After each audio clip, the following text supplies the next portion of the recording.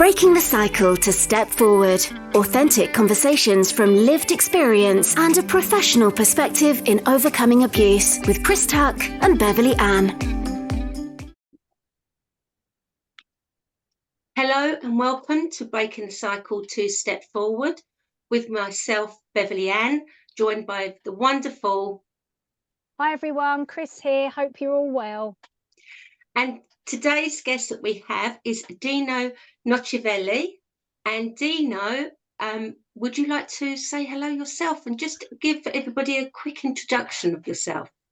Yeah, of course. Well, thank you for having me. My name is Dino Nocivelli. I'm a lawyer and partner at Leigh Solicitors, and I specialise in representing abuse survivors. Thank you, Dino.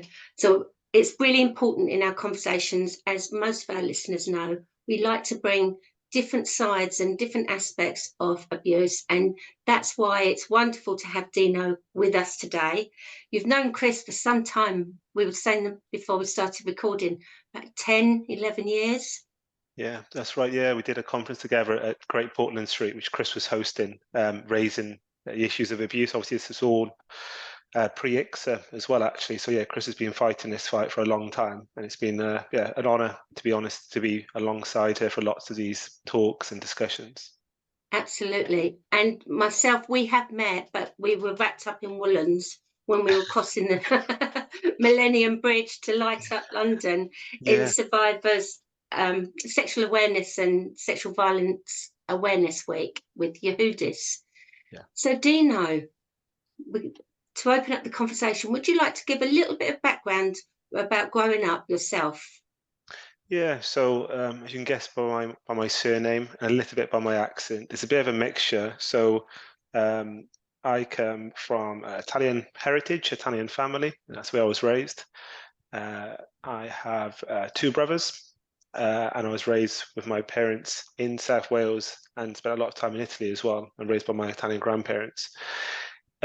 We are a working class family. I was the first person in my family to obtain GCSEs, A levels, a good university, and we had a really good childhood. You know, we had a very loving family. We didn't have much money, but we were always, together. We loved sport. We were raised as Catholics, and obviously the work which I'm doing as a man, as a Catholic, and looking into certain issues, abuse in the family, abuse in sport, abuse in schools and the like, lots of it comes to the fore. And often you look back in your childhood and, what my mum used to say, don't take sweets off that random stranger in the park.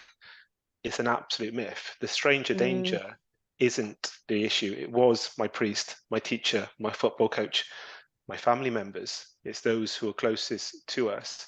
So I've got a child myself now. And then it's another aspect when you're looking at things and considering nurseries and how do you consider those things in positions of trust. That's my background to this. And I've always been very conscious of being a child of immigrants that, there's clearly things which are wrong in the system. And I hate liars and cheats and bullies. And then when I've looked into this area as an abuse lawyer, it's not monsters committing these horrendous acts, it's systems which often allow them to happen. They're not operating under your bed or in the shadows, they're operating in pure daylight. And I'm really keen to ensure that we stop that from happening. I'm a great supporter of sports and of history, and I really like that aspect. And whenever I look back at things like, Nazi Germany and how they were able to commit these atrocities, it's similar to what we see within abuse, whereby often lots of bad things are happening, but good people either allow them to happen or are unaware of it happening. But regardless, the people who suffer are children. And I'm very keen, along with the work I do as a lawyer, is to do lots of media work to raise awareness of these issues and try to explore what happened and how and why, and does it continue to happen to the current day? The answer to that is sadly yes. I see that every day. But also then working with politicians and others to try to raise awareness and to change the law to make sure that children generally are better and better safeguarded in the future. And that's the reason why, Chris has done lots of work with things like IICSA. Things can be better, but we need it to happen. Yeah. So I appreciate when we started, I said I wasn't going to give long-winded answers to very simple questions. but that's my background, and I'll No, do better going forward. no, thank you. That was perfect, Dino, because, you know, it's the passion that comes through, and that's why we all, you know, take part in this conversation, because it's important. It's a passion that drives us, especially when it becomes very challenging. So when you decided to go into law, did you know where you were going to specialise when you were studying? So coming from a working class background, the only lawyers I ever knew was actually criminal law, to be totally honest with you. I knew quite quickly after going into the criminal courts, I didn't want to do that area, because that's the end of the cycle of abuse and pain. I can speak a number of languages fluently, so I decided to become a corporate lawyer, actually. And especially because of my background, that seemed to make logical sense. It was financially rewarding, but I hated it with a passion, because you don't help people. And no criticism of any corporate lawyers, you know, people do that, that's fair enough. But I'm a people's person, and I want to create change, not just to make rich people richer, with total respect. So then I went into litigation. I did employment, commercial litigation, family law, which was extremely sad, before then coming into abuse law over 10 years ago. And it fitted in line with my personality and my passions, and my desire to use litigation as a vehicle for change. And yeah, I've been specialising in this area of law and representing abuse survivors exclusively now for over 10 years. It seems a really long time. It makes you feel very old. But every single day you meet new and different individuals. And sadly, every single day we are exposing new areas of abuse, which is really depressing. I think when I started, I appreciated abuse by Catholic priests, for example, or by a celebrity, Jimmy Savile. Yeah. But continuously, whereas an adult in a position of trust, I'm increasingly learning that there is a risk that they are actually abusing children. And my mission in life is to, number one, expose every area of abuse and all different abuse survivors. And we still see lots of areas which are unrepresented. The Black community, for example, is seriously unrepresented. We're talking about people who come forward to the police or speak to therapists or are involved in the system. Most people who are involved with child abuse survivors are white, for example, or heterosexual. There are boundaries and religious boundaries as well for lots of individuals. But you know, I'm really keen to do that. I'm also really keen to bring down the age of disclosure. It still takes people on average 25 to 30 years to disclose.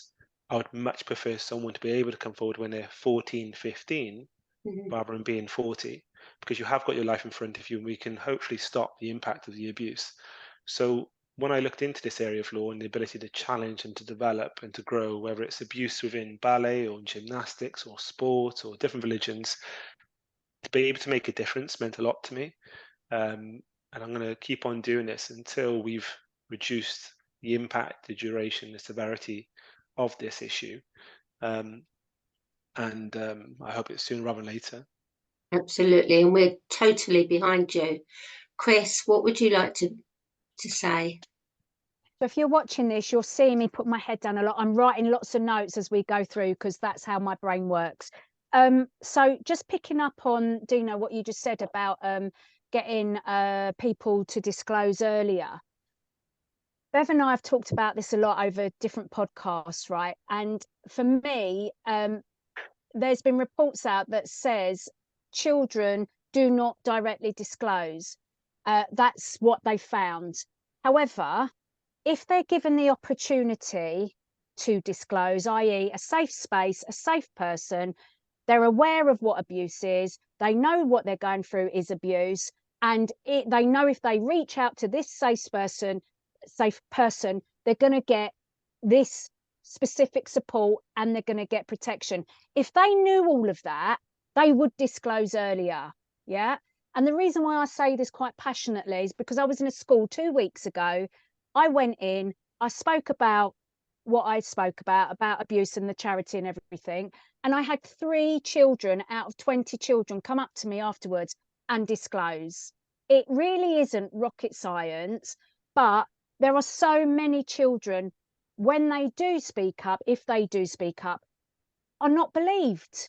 And until we change that. Yeah, no, I think it's a live risk. I think when we're talking about disclosure, there's a number of different hurdles. So one is in removing the taboo, the stigma of it. It's not an example, but in relation to disclosing your sexuality, back in the 60s, 80s, 2000s, 2010s, people do feel more easy. It's easier, not easy, but it's easier now to disclose your sexuality to parents and others, and people understand that because the stigma, the taboo, the fear has been slowly reduced, not completely. However, if you say to me, a child who's 10 in 2024, is it easy to disclose sexual abuse, or was it easier than in 1980 or in 2000? The answer is no, actually. There are still significant barriers to children doing that. So that's the first thing, being able to talk about this and saying, actually, I'm a child abuse survivor. Second, what you're referring to, Chris, is the ability to listen and then to act on it. So it needs to be a safe space saying, this is okay, we can talk about this, there is no stigma, talk about this issue, and we will listen and we will act on it.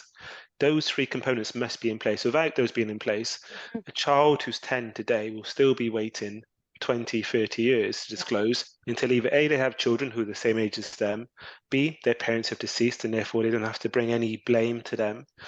Their abuser may be deceased, or they may see something. And what you just referred to, Chris, is right. Every single time I do a talk, whether it's for lawyers, charities, schools, universities, the public, media pieces, someone will come forward to me. I did a university talk in London about 2 years ago for 200 people about law and about legal issues in relation to abuse. And so many people came forward. And I was like, well, why did you not talk about this before? No blame, but they just said, we just needed to hear you talk about this issue. Yeah. We read about it in the news, but something you said, twigged. But you are right, Chris. You're going into schools. We need to do this in every single school. Go in, is everything okay?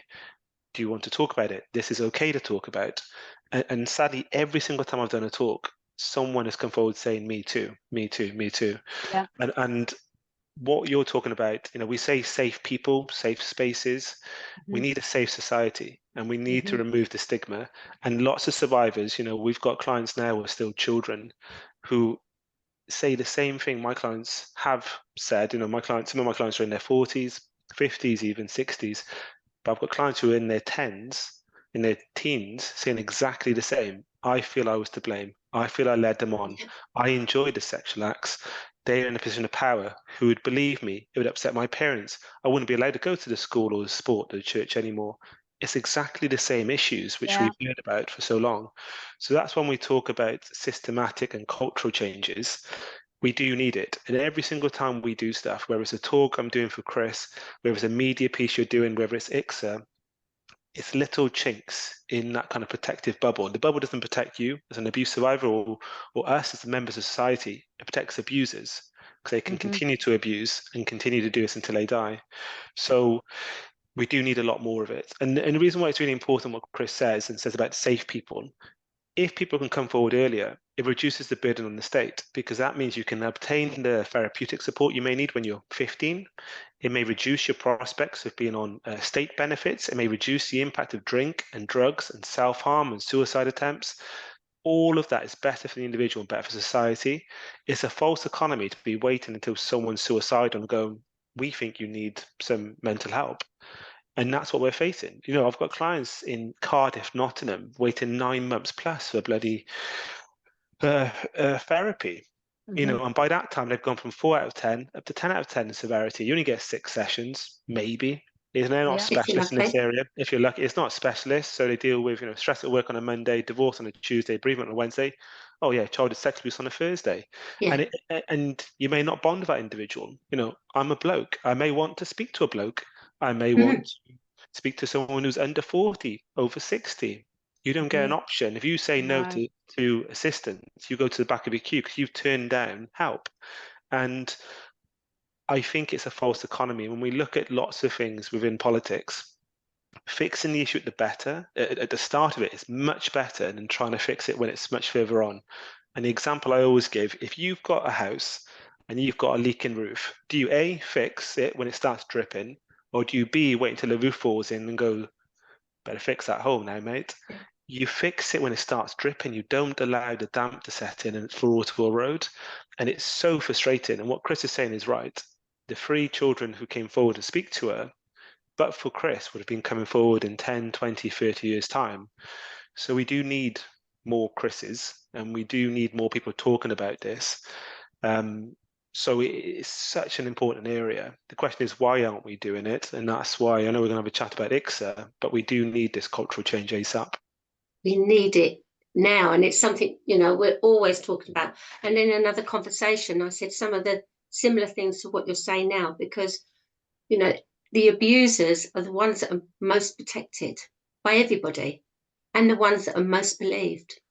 So we need to break all of that down. And sometimes the law is very complex and not set up in the way that's best for the abusers, for the victims themselves. Yeah, sometimes the law can be a bit of a donkey, and people use different words for it, but it can be. And what we need to use is, you know, the law should be there to reinforce social norms and to mold social norms. And what I mean by that is that for far too long, we relied upon the morals of individuals. So if you report child abuse to your teacher, priest, football coach, we relied upon their morals and ethics to then report it to the police. Do the right thing. Of course they would. And that doesn't work. And I've seen that so often. Now, if this happened in France, in most countries in Europe, in most states in America, Australia, we have something called mandatory reporting, which means that there's a legal duty to report. And if you don't, there can be criminal punishments for failing. Because in essence, you're aiding and abetting a crime. You're allowing a crime to be taking place. The crime is sexual abuse of a child. And this has been recommended by IICSA, which is the Independent Inquiry into Childhood Sexual Abuse, published in October 2022. So, was it 18 months or so ago? It's still not in place.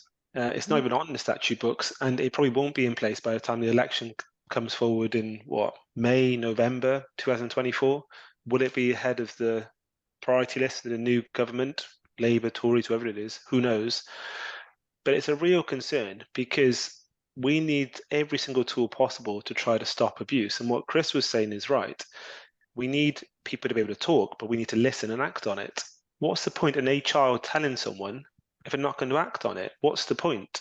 It just reinforces that view that I'm not believed, it's my fault, they're powerful, I'm weak, nothing's going to change.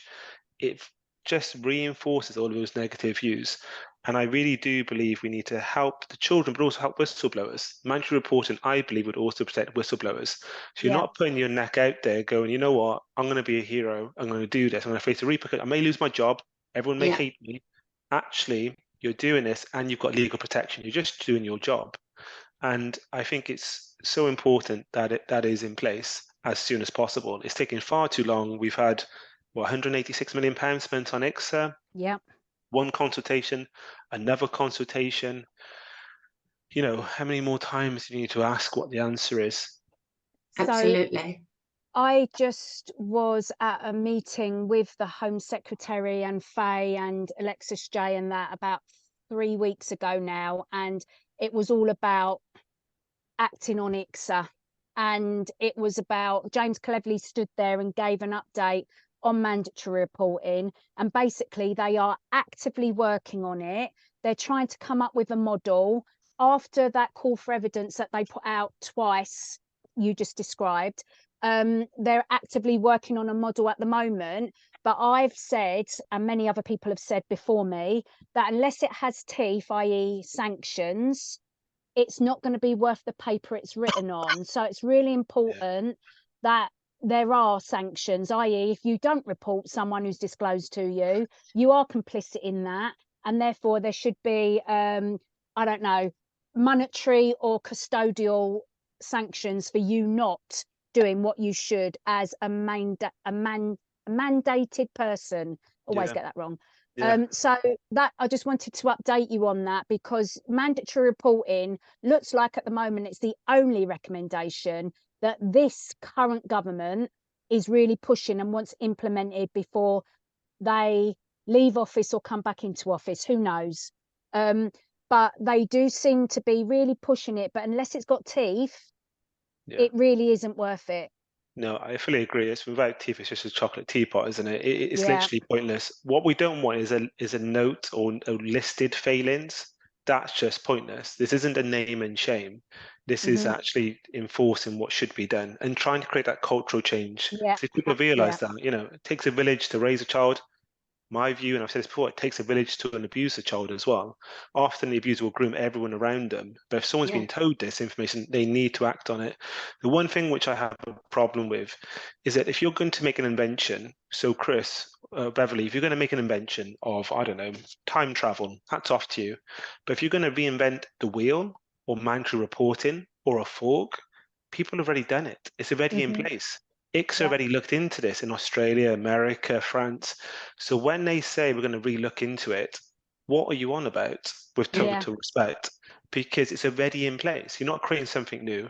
And Mandate Now, which is an organisation who's specifically looking into this issue, and I've said this so many times, you're trying to reinvent the wheel and make it worse, not make it better. And I fully agree with that. And you spend a lot of money to make it worse when just say, here's a wheel.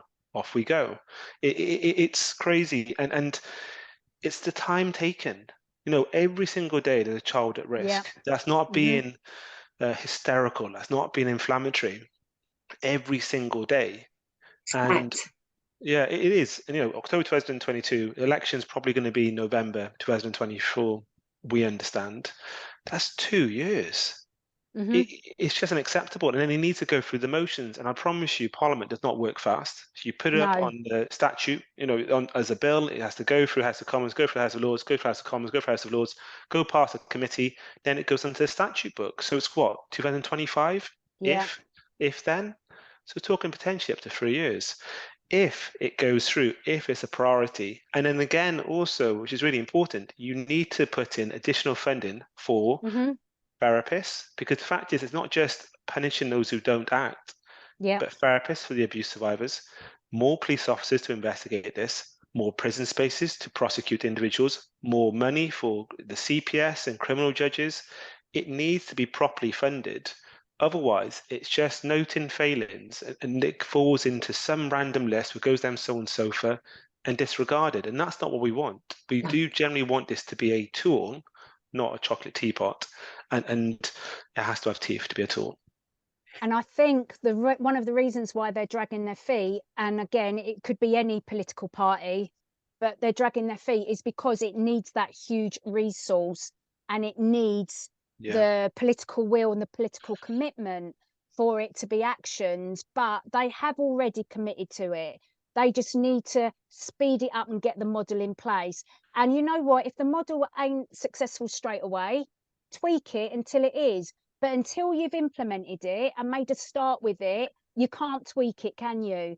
But also, I think there was a lot of fear about it creating a lot of work for professionals and systems that are already sinking and not working. But the thing is, we can't let that be an excuse not to better protect children, because at what point do we better protect children? What is it going to take? Like you said, your analogy, to the roof bloody caves in and then it affects the foundations. No. Yeah, no, I think that's the point. I think there has been arguments about that we may just be inundated, in essence. I said this before in the BBC interview with a quite well-known charity who was actually contrary to my views on it. If we're going to be inundated, we should be acting. That's the simple point. You don't just go, you know what, like house analogy again. The house has fallen in, the windows are broken, just too much, let's just leave it. We're just going to sit in the living room and just hope for the best. We can't do that. It just doesn't work that way. If anything, it just reinforces the point that this is a significant issue. The one thing I would say, I've never liked the word political will. I've never liked that phrase. No criticism of you, Chris, but no, I never 100%. have. But political will is rubbish, because it's just talking about political acceptance. That's what you're talking about. It's not that you want to do something. You need to accept there's an issue and just do it. Yeah, and do it. Exactly. Get on with it. Yeah, exactly that. And often politicians are looking at short-term issues and trying to blow them up. A really good example, and this is, I don't want to inflame any of your listeners, but when we talk about the illegal boats and these kind of phrases, the number of people that affects compared to the number of abuse survivors is so stark, the difference is.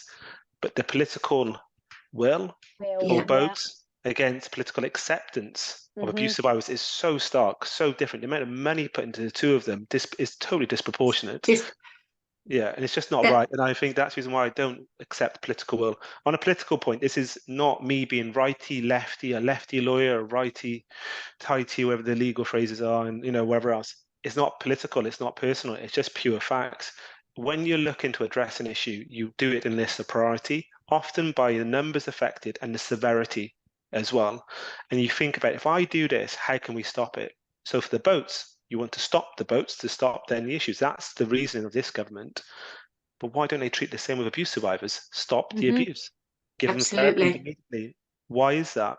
Chris says political will. I say it's a lack of political acceptance by all parties. And again, if Labour come in November, I'll criticise them as much as I criticise the Tories. 100%, this isn't personal. It's cross-party. Yeah, just do your job. Cross-party, just do absolutely. Your job. Just be representative of society. Just do your job. Simple enough. But yeah, I refuse to accept political will. It's just yeah. And can I just say, that's not my phrase. That's the phrase that I've picked up. Okay. Yeah. That's right. That's right. And when I say political will, it's almost like they need to see it and deem it to be of worthiness for them to act on it. And we on the outside are saying, this is not something that should be political will. This is something that is endemic, epidemic, a public health scare, and therefore everybody has a duty of care to step up and take action. And we should all be knocking on the door. But standing back outside of that, it is their political will, whether they are going to do it or not. That's where I was coming from with that. Yeah, that's fair. That's fair. Just to pick up on something before Beverley says, when we talk about worth, it's such a big issue because often those who shout the loudest get the most. And that's the one issue with abuse survivors, is that often they feel unable to shout about this issue because it's still a stigma, it's still a taboo. It is a perfect storm. It's a vicious cycle, actually. But those who shout the loudest get what they want, and that then does change political will, as Chris would term it. And I'm only teasing you, Chris. I know it's not your phrase, but it's ones which we do hear a lot, and I think we do need to change it. And actually, they only will do something if they deem it worthy, or it will get the headlines. And actually, they shouldn't be doing that. They should be focusing on the bare essentials, which is making sure people can pay for their food and their water and their bills, that children are safe. And then you go down the priority list. And that's just the way you should govern, to be totally frank. And what Chris is mentioning, and Beverley as well, the number of people affected by this affects so many individuals and so many generations. And this is a really important thing. It's not just the abuse survivor. It filters out, it ripples to their partners, to their children, to their work colleagues, to their friends, to their parents, and then general society, because the financial I don't like the word burden, but the financial pressure then is that you have a 40-year-old who hasn't been able to work a number of years of their lives, who are suicidal, who may need to be receiving urgent medical help for numerous reasons, may have drink issues, drug issues, may have a significant criminal record, and being a burden on the criminal system and criminal justice system. We do need to act on it. Surely that should be our main priority, because if we can deal with it earlier on, it's better. Otherwise, it's pure false economy, just to wait until the headlines hit. And you get all the MPs talking about a Rochdale report or Telford or Rotherham, but they don't then talk about the things which don't hit the headlines as much because it isn't deemed worthy or isn't deemed down to the political will of individuals. So sorry, Bev, I know you had your hand up. That's okay. I'll come back to that. What I was going to say, just to clarify what you're saying there, is you can go into the ONS website and see that the biggest financial burden or cost to businesses, to the country, is sickness due to stress. Now, that stress isn't stress today or of that job if that person's working. This is non-recent stress. And often when you look closer, that non-recent stress is abuse. because it's, you know, people don't understand that even as an adult, that impact from childhood, if it's not opened up, if it's not supported, and Chris and I have got lived experience of this ourselves, so we're very vocal about this, it will come out later on in life. Yeah, one thing I would say about that as well is that it isn't like a crystallization. It isn't just, right, you know, you're fine, and then 20 years later, pop, it happens. It doesn't. It does filter out throughout your life. So I broke my leg playing football probably about 12, 14 years ago, right? So I broke playing football, and I went to the hospital. I've got pins and plates in my right leg now because I broke it quite bad. Tried to run it off, wasn't a good idea. Anyway, right? That's my broken leg. That's a bit of personal information, a bit of personal overshare. But still now, I feel it. If I go for a run, if I play football, if it's cold, it swells, it's painful, I feel it. I know it's there. Yeah. The difference between me and an abuse survivor is that you don't tell a doctor, by the way, I've got a broken leg, and you just try to survive. You carry on with your life. It does then come out in the way you deal with people in positions of trust. So you may be more disruly in school. You may not want to be managed by people or manage people otherwise. It may affect your relationships, your relationship with sex, with men, with women. It may affect your choice to have children or not. Lots of my clients have had vasectomies in their 20s. Lots of women have decided not to have children. It will affect your relationship with drink and drugs, to try to self-medicate and to regulate your emotions, to know how you deal with things. You, as an adult, your parents will one day die. As an adult, you will suffer relationship difficulties. Your partner may leave you. You may leave your partner.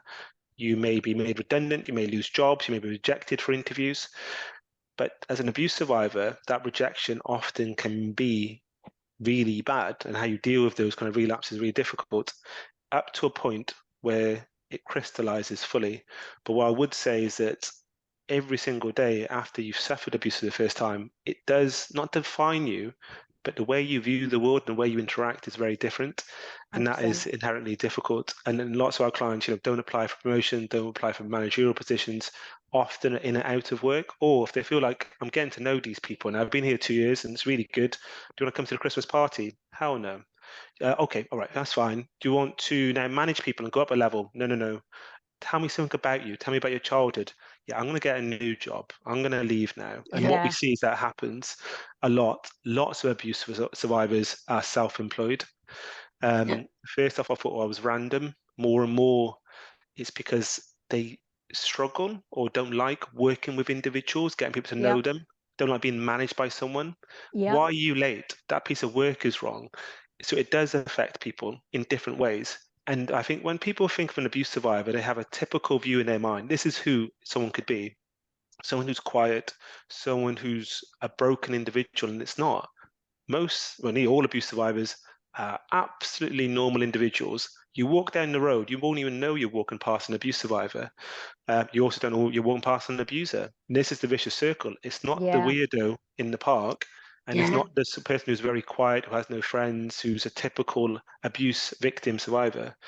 And I think it's a really big issue that people do realize that anyone can be an abuser, anyone can be an abuse survivor, but the impact on them can be so large, and that then does affect other aspects of your life.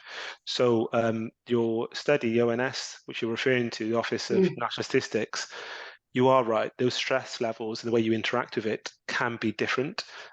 Lots of people use drink and drugs. Lots of people also use exercise, which I know Chris advocates for. Sometimes it can be too much. I've had some clients who go to the gym 7 times a week, training 3 times a day, just to maintain their mental well-being. High, yes. Just that high. Yeah, so it's all about coping mechanisms, but abuse does affect individuals. Sorry, I know you've both got your hands up. Absolutely. That's okay. And for anyone listening, what that is so Chris and I don't overtalk each other, which we could so easily do. On the video we're actually recording, we put little hands up that you don't actually get to see. So just so that you can acknowledge that. That's okay. That's not fine. A problem.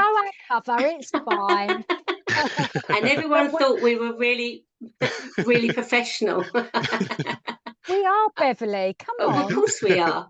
So, Dina, I just want to take you back because I know that you've participated, you gave evidence to the IICSA, and you have some views as well, which are really valid. And we'd like you to share with them about your views with some of the IICSA part, because that's what we're all about. Yeah. And some areas that you're passionate about that you would have preferred to see included as well. Yeah, so IICSA in itself is a really good idea, whereby it's an independent inquiry looking into issues of abuse and trying to understand how it was able to happen and what we can do to stop it happening in the future. That was the general point of it, which is good. And it did expose lots of issues and raise awareness, which is good.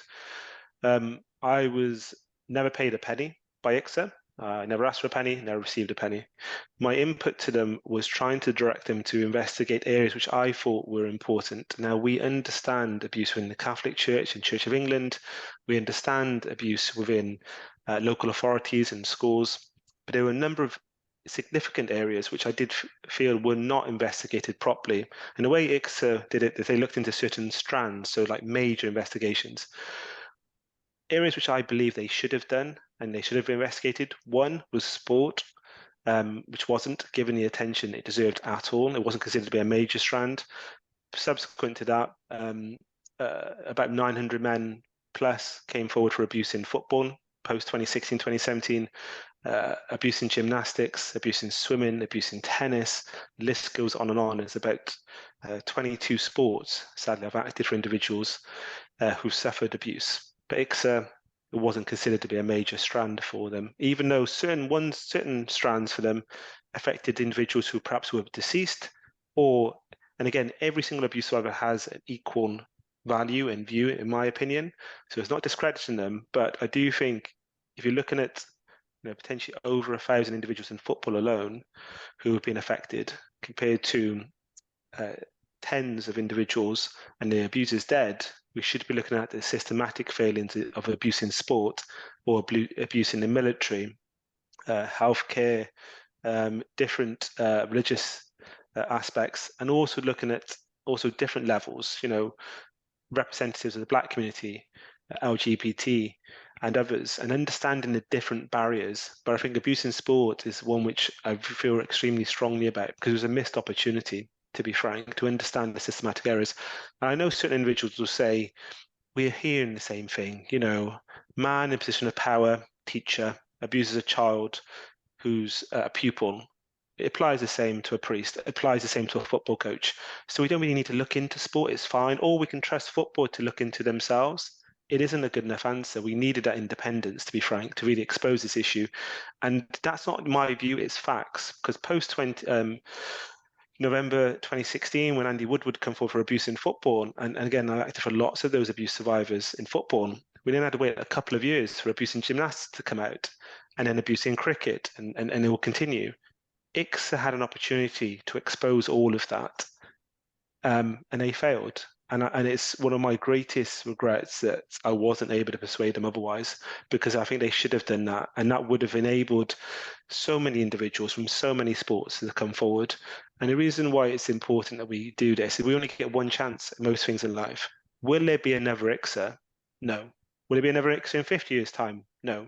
This was a one and only chance. And the reason why I know that for is it's a lot of money to investigate it. And secondly, to date, nothing's been implemented. So what's the point in doing these inquiries and paying significant fees into Windrush, into contaminated blood, into childhood sexual abuse, into the post office scandal, if jack all has ever done about it? And it's just money for newspaper columns, and it can't be acceptable we do this as a country. There has to be action on all of those. And that's what I mean. I'm talking about sexual abuse, and I understand that, but it applies to other areas, like I said, Windrush and contaminated blood and so on. We do need this. And with IICSA, if nothing takes place, if nothing's done, it reinforces my clients' views and lots of abuse survivors' views, in that you will listen, but you won't act on it. And that would be the greatest failing. So even though I said IICSA was good as a notion, if you do nothing, it would be 10 times worse than if you had done nothing at all, and if IICSA hadn't existed. So I genuinely hope, heart against heart, they actually do something, Otherwise, how can I tell an abuse survivor, don't worry, we will listen, the state will listen. Things are changing, Yeah, exactly. And that would be the greatest failing. And I think the people who are involved generally did want to create change, and they generally did want to do better. They're not bad people. All the people I spoke to and I know are not bad people, and they're good, but there's some disconnect. And it may be political will or political acceptance, political appreciation, whatever the correct phrase is, but it's just not good enough. Do you know what I mean? It's just like a total waste of money. Right. Okay. Please, Go, draw Chris. breath, Dino, draw breath. So a couple of things that you said for me. When we were working with IICSA, we would often bring up, exactly like you, can we please investigate into this strand or that strand? And the explanation we were given that I shared with you earlier, and John was on our previous podcast where he talks all about IICSA, and we'll be releasing that mid-March, Bev? Yes, just before Dino's episode. Yeah. He was explaining, again, like what you've said, once they've heard a certain piece of evidence come up time and time again, they have to draw a line under it because it's public money that they're spending. And even when John said that to me, I'm going, yeah, I get that. I really, truly get that. But exactly what you just said, sports was a strand that we should have got behind, in my own opinion. Family courts is another one that we should have got behind, in my opinion. Whistleblowing as part of a systemic change and culture change, we should have looked at that, in my opinion. The police, in my opinion. There were so many, right? And John explained to us, didn't he, Bev, last week when he come on the podcast, that we could have had IICSA going on for years and years and years. But at what point do you shut it off? At what point do you say enough's enough? We've heard something. We need to wrap this up. We need to get a report out, and we need the government to act on it. Okay. And we said, well, that's great. We hear what you're saying, but the government haven't acted on it, and they need to act on it. Okay. And then it comes down to the Inquiries Act. So the Inquiries Act does not make a government implement the recommendations. So therefore, I said to John, we need to change the Inquiries Act, because, as you said, the bloods, the whatever inquiries happened, there are so many inquiries on bookshelves that have got brilliant recommendations in them. And if they were implemented, they would make the change or create the change that is needed. So we've taken it upon ourselves as organisations and individuals and the VSEP that we are keeping the pressure on government to act on IICSA, whatever that looks like. But as you said, if we don't act on IICSA, that's a travesty in itself. And we can't allow all of the voices that did come forwards, including yours, mine, Beverley's and everyone else's, to just fall upon the wayside, because they will be having another inquiry in 20, 30 years' time. But, well, they will need one. They might not want one. They might not do one, but we would need one, especially because with all the online abuse going on and, you know, every which way you turn, there is sexual abuse and sexual exploitation, whichever way you look, it's there. And because it's so prevalent, I do not understand why the government are not acting on the CPA and the minister and all of the other recommendations as a package. So that's me just been brought up to that response to that point that you've made. Now, I know we're sort of like running out of time. We've got about 15 minutes left, Bev.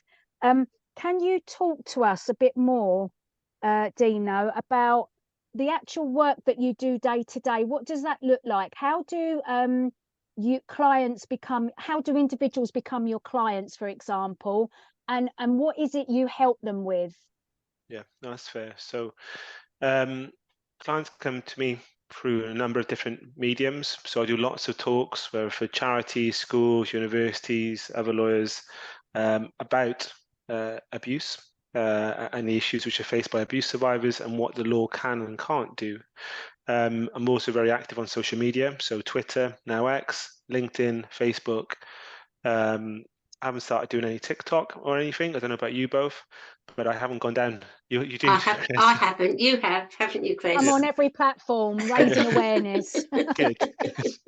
It is important because obviously different generations use different forums, and we also do lots of media work as well. And the reason why I say different forums is that we did a panorama piece for abuse in ballet and dance, and so many individuals came to contact us through TikTok, which I hadn't seen before. Most people do Twitter or Facebook, to be honest with you.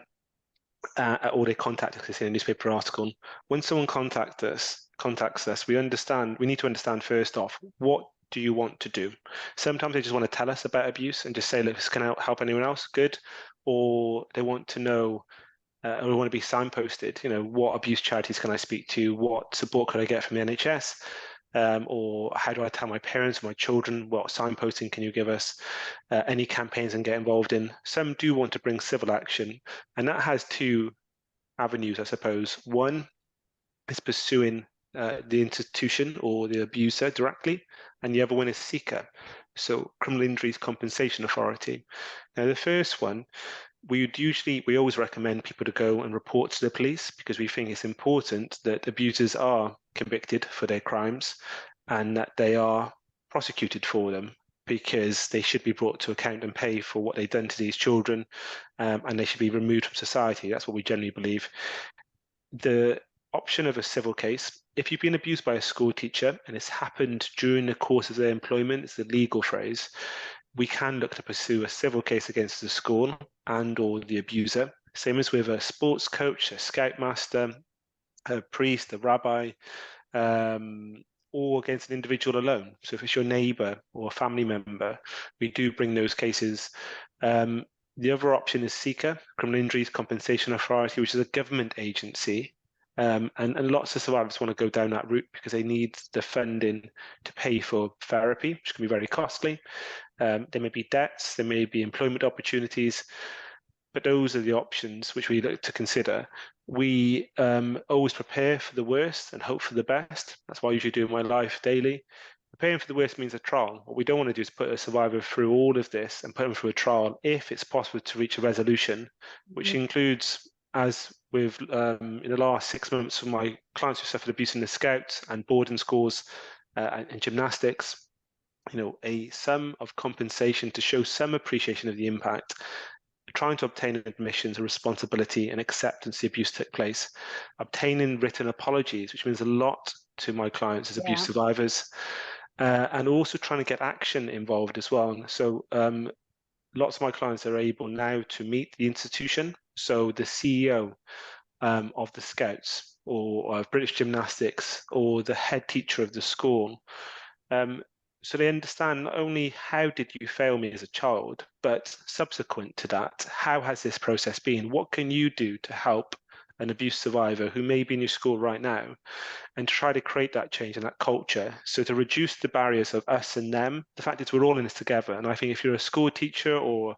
a rabbi or a priest or imam or whoever else, I think they want to do good. I think that's the basic premise, that most people are good people, and you don't want to be associated or in or around with abusers. Of course you wouldn't. Why would you want to do that? So if we can try to explain to them, this is what you did and this is the repercussions, hopefully they will learn. In the last 6 months, the Scouts have increased the costs, the subsidiaries which you have to pay now to improve safeguarding. They understand now, finally, that they need to do more, and they are going to do more, which is really positive. Our clients just want to get a sense of closure and justice, which often can seem a cliche phrase, but it's just that point to know that, just to breathe. What it means by that is that I've said my piece, people have listened, they are going to act on it. It wasn't my fault. But for the abuse, it's what my life would have been like. It would have been very different. I know that. I've looked into that now and I can accept that. And it's not like that. I'm not a head teacher. Instead, I'm a teaching assistant. No disrespect to either profession.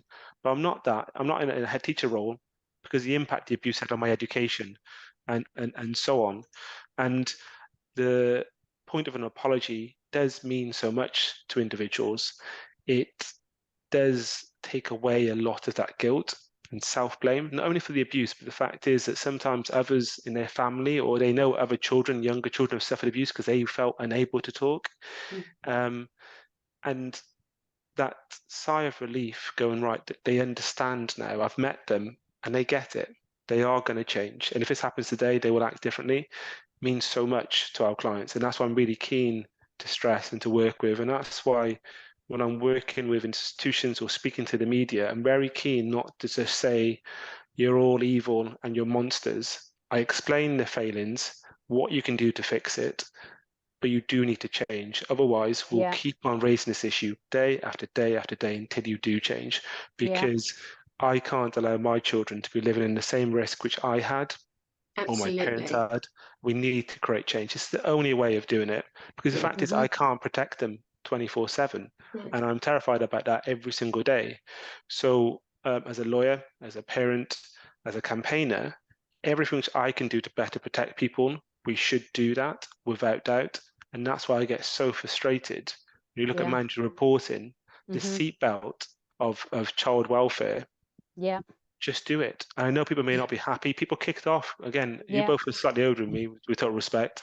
But when people when people wanted to bring in seatbelts as mandatory, people kicking off, going, "How dare you do that?"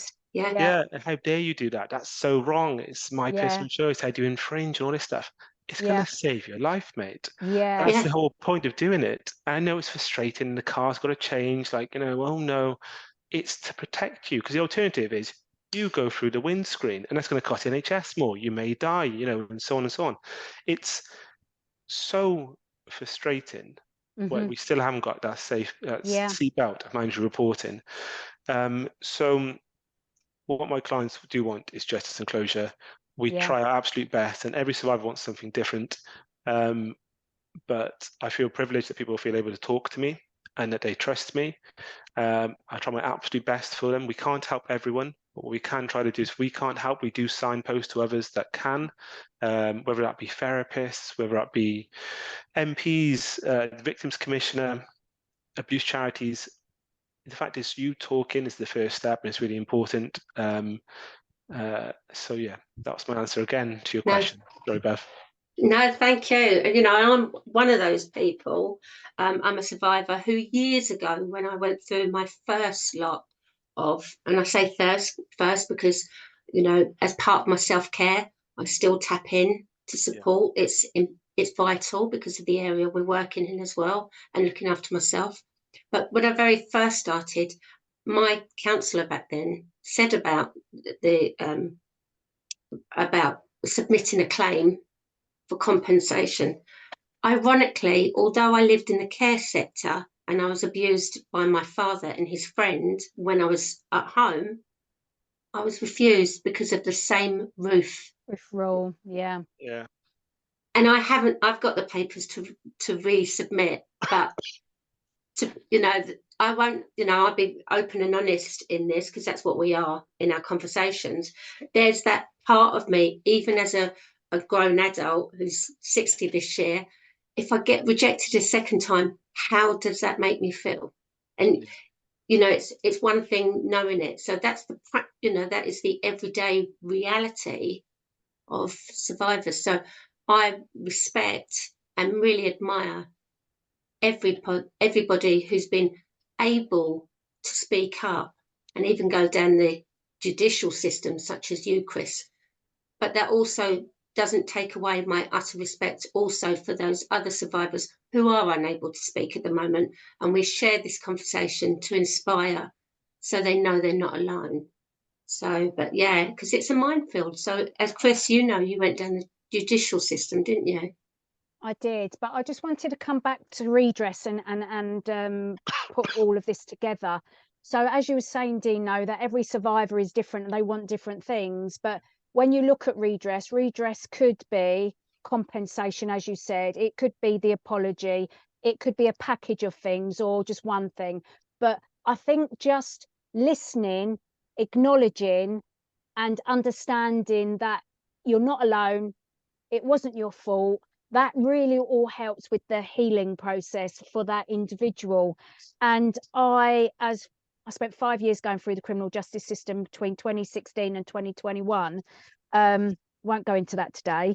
I also fought criminal injuries compensation, and I shared this in other podcasts, but the letter that you get back from, say, like the criminal justice system, when you've got NFA, no further action, it's almost like that burden of proof is so high that because you can't provide that because your records aren't available anymore, it's almost like they're calling you a liar. They're not. No one would ever turn around and say you're a liar. But the fact that it's written in black and white and, well, you know, if we only had these records, if we only had those records, and I'm like, yeah, but you should have those records. It wasn't my fault. You ain't got those records. They do exist. You should have them. But because they didn't have them, they didn't exist. It's on the victim and survivor for always try and prove and fight. And even with the criminal injuries compensation, the first letter you get back and the first award that they give you is so minimal, right? I've seen it so many times. Different victim survivors come forward and shared with me, I've been offered this, do you think I should accept it? Because it says in the letter, if you do not accept this, you may be offered less. And it's minimal anyway. So a lot of people will go, okay, I'll take it. But every time I've advised people and I've sort of like said, that is what they always say. But if you say no, because I've got this mental health impact and you often get a higher offer. Not always, but in the main, I've had that. So I had someone that was turned down on, well, there's no mental health impact. And I'm like, no, there is. There's immense health impact. She needs to have a psychiatric assessment because that's the only way you can prove it. Yeah, even if you don't want a label, you have to have a psych assessment. And then when that goes back, they go, oh, yeah, so you have been impacted. So it's a game that they're playing all of the time. Whereas if they just went, you know what, did you have mental health impact? You need to go down this process to prove it, but this is your option. Do that. It cost you this amount of money, and your award could potentially go from that to this. Or did you have loss of earnings? Prove that to us, and then you could go from this to this. So cut a long story short, because we're running out of time, but I had one award, not me personally, but one person's award go from 22,000 to 176,000. I had another one's award go from £1,500 to 22,000. So it really pays to understand the system and know how the system works and then fight it. Because this is your once and only chance to get some kind of compensation. And it needs to be the maximum that you are allowed because of the ongoing cost of your own health and well-being for the rest of your life. Yeah. And the fact that some people turn around and say, oh, they're only in it for the compensation, absolutely triggers me to a point where I'm so angry I just want to combust. Because you've already explained the impact, yeah? And it's all in there in one of the IICSA reports. But we all know, living with the impact, what it feels like, what it looks like. And no amount of money is going to repair your life to pre-being abused. However, a little bit of money allows everyone to move on however they want to move on. And also the letters that you tend to get from SEEKA as to opposed from the criminal justice system, because it's balance of probabilities rather than burden of proof, you know, that burden of proof being that high. The letter you get back from SEEKA is often, we believe you. Because of this, we understand that you've suffered this, yeah? And so when I got the criminal NFA back, I felt like I was being called a liar, yeah? But when I got the letter back from SEEKA, I was like, oh my God, someone's actually listened to me. Someone actually understands how I feel. So there is a definite difference in their response and how you take it and whether it helps your healing or it hinders your healing. I'm going to shut up now because I think I've ranted. Yeah, no, thank you. This passion, and that's what's important, and anyone listening will be able to like hear that, and for some people it will really touch them. Sadly, we are coming to the end, Dino, so we're we're going to give you the last thought. What would you like to share to anyone listening to hear, or is there something? I know you've got a documentary coming out soon. Would you like to share details of that, Dino, so that we've got something for our listeners to take with them after listening to this episode? Yeah, so we've got a documentary coming out on ITV1 on the 22nd of February. It's planned to come out at 9 p.m. and it's about abuse in gymnastics. The basic point of all of this, however, and the one takeaway is that it's powerful to talk. It's important that we listen and that society acts and changes. It's so key that we keep on looking at these issues and we keep on talking about failings and exposing them. It is so crucial. And like Chris was talking about SICA and the criminal justice system, how we talk really affects people. And we've had police officers speaking to abuse survivors in an amazing manner, but also horrendous. We've had therapists cry when abuse survivors have gone in for sessions with them, which hasn't helped. We've also got therapists who are amazing with them. And I think it's really important to remember who we're talking to and how we're talking to them. We've got to manage people's expectations. And I think that, like Chris has said, and you as well, Beverley, it's really hard to talk, and you are not a failure. And even the word rejection, which I can't remember which one of you said it, I hate that word. You have been rejected, your application's been rejected, no further action. Being told there's no further action doesn't mean you're a liar. It just means, unfortunately, there's not enough evidence to prove it. Being rejected by SICA for a same roof rule, there's ways you can talk about this. And obviously the law has now changed on a no roof rule, but you don't need to do anything you don't want to do. And when we talk about talking, it doesn't mean you need to talk to a police officer, talk to a lawyer, talk to a politician, talk to a therapist. Sometimes it's just talking to your loved ones about something. Sometimes just being able to talk to yourself in the mirror and go, you know what, it wasn't my fault. And I think that's the biggest and most important thing to know. The fact that now we're able to have this talk as we're doing now may not have been possible 5, 10, definitely not 20 years ago. So it shows we are changing. But the fact you've got 2 abuse survivors talking about these issues and are able to remove the stigma and taboo is amazing. We just need to do it more. And we need to do it when people are 15 or 20 rather than 59 or 60, and I think that's so key. But the more we can do this, the better it is. And long may it continue for you both. Dino, thank you. I really hope you're doing something nice for yourself, because self-care is very important. Also, for anyone listening, we will be putting the email address underneath, which is breakingthecycle2stepforward@gmail.com. If you have any questions, please forward them. We can, if they're for Dino, we can forward them to Dino himself.